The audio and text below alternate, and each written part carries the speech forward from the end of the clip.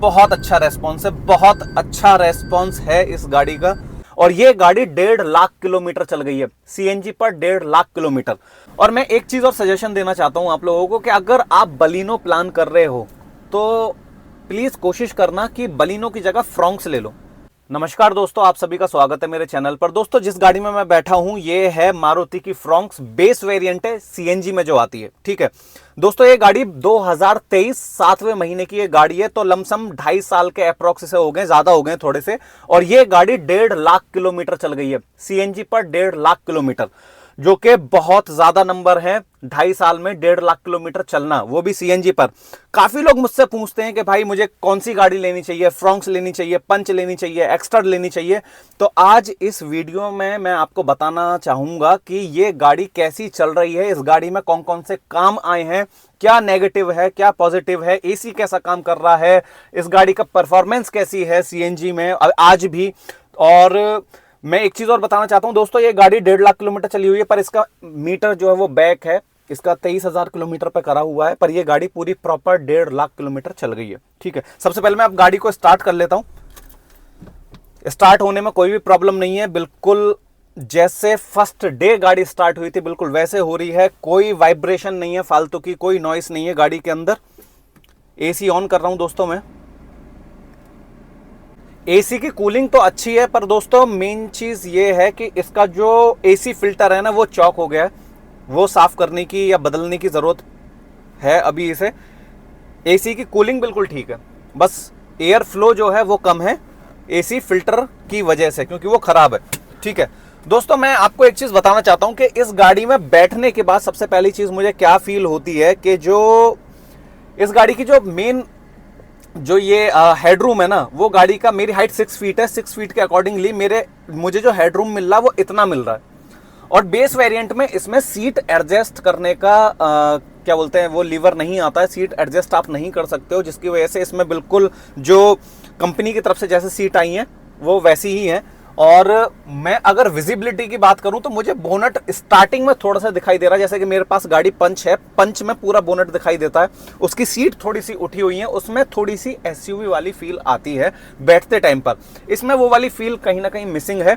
ये गाड़ी बैठने में ऐसा लगता है जैसे फ्रोंक्स तो है ही है, बलिनो की थोड़ी सी जैसे बड़ी बहन जो होती है ना, जैसे कि क्या बोलते हैं, इसका साइज तो बढ़ा दिया, पर इसमें जो फील है ना, जो बैठने वाला नीचे की तरफ बैठते हैं, वो बिल्कुल बलिनो वाला ही फील आता है। इसमें ऐसे नहीं लगता कि आप एक मिनी एसयूवी कैरेक्टर की किसी गाड़ी में बैठे हुए हो। ठीक है, तो दोस्तों सबसे पहले गियर बॉक्स मैं आपको बताना चाहता हूं। गियर बॉक्स सुपर स्मूथ जैसा होता है मारुति का, और ये 1.5 लाख किलोमीटर चल के और भी ज्यादा स्मूथ हो गया है, बिल्कुल आप देख सकते हैं, और भी ज्यादा स्मूथ हो गया है। क्लच की बात करें दोस्तों तो क्लच प्लेट इसकी एक बार चेंज हो चुकी है, और अभी इस गाड़ी की क्लच बिल्कुल सही काम कर रही है, कि जैसे क्लच प्लेट चेंज होने के बाद जो फील होता है या नई गाड़ी में जैसी आती है बिल्कुल वैसी ही काम कर रही है, क्योंकि ज़्यादा चली नहीं है अभी क्लच प्लेट बदलने के बाद। तो मैं सबसे पहले गाड़ी को चलाना चाहता हूँ। गाड़ी सीएनजी पर आ चुकी है।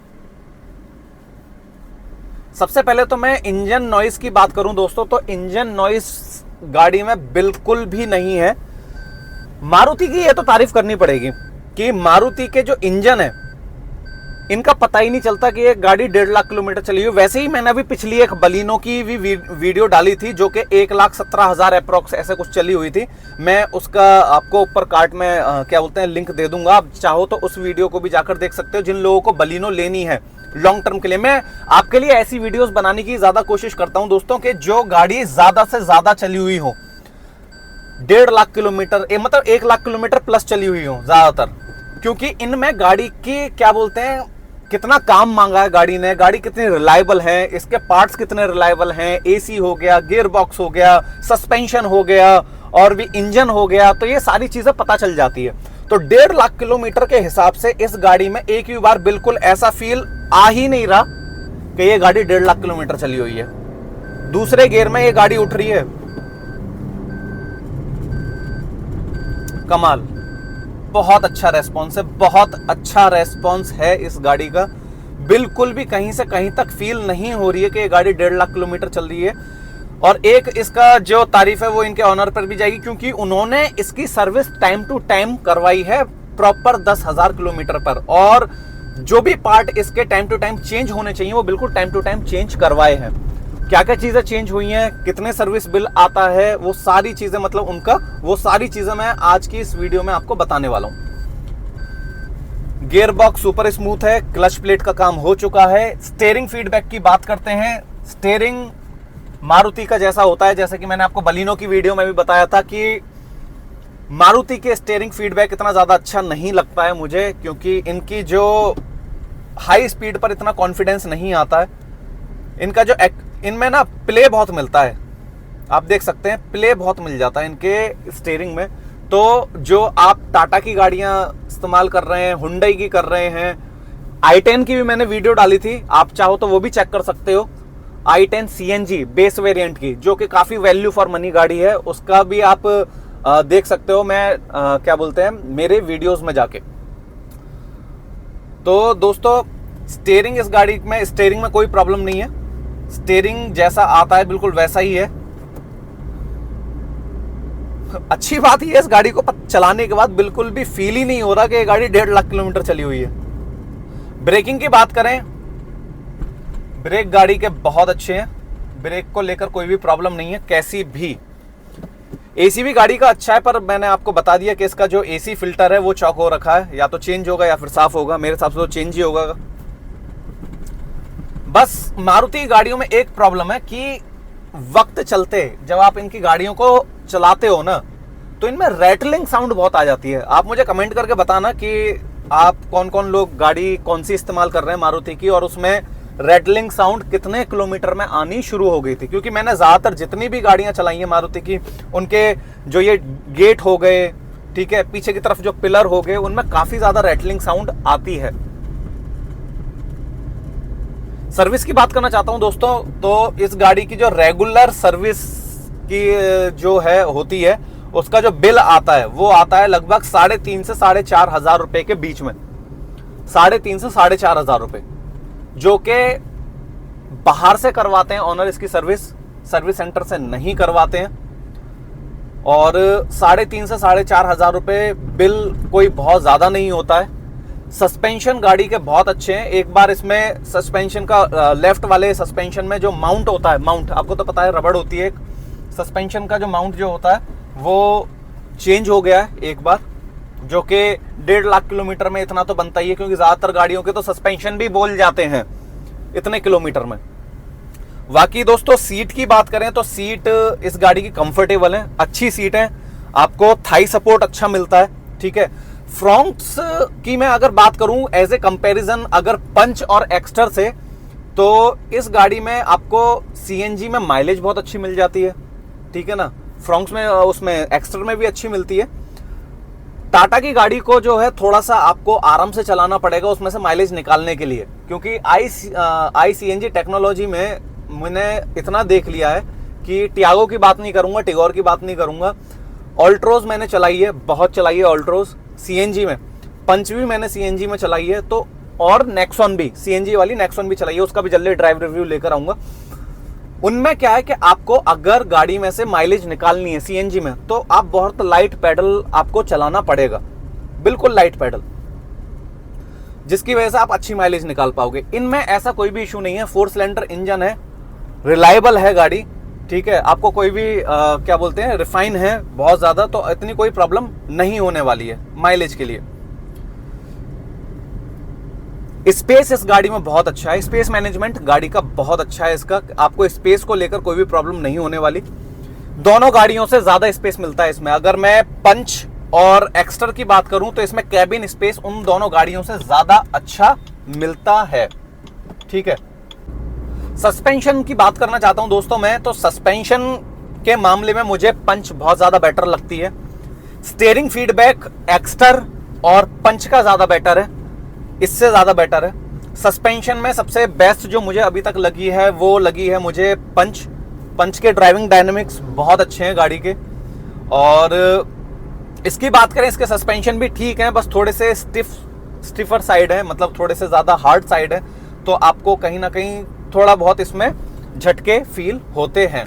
तो दोस्तों जो लोग भी गाड़ी प्लान कर रहे हैं शहर के लिए, या फिर जिनको गाड़ी में स्पेस काफी अच्छा चाहिए इंटीरियर में, जिनकी रनिंग बहुत ज़्यादा है, बहुत ज़्यादा रनिंग है, तो उनके लिए ये गाड़ी कहीं ना कहीं बेस्ट है, क्योंकि इंजन और गियर बॉक्स इसका बहुत रिलायबल है।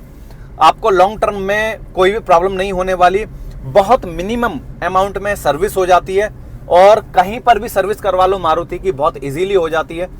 तो बोलने का मतलब ये है दोस्तों कि गाड़ी ये कहीं ना कहीं वैल्यू फॉर मनी बहुत ज़्यादा, और इसीलिए ये बिक भी बहुत रही है गाड़ी।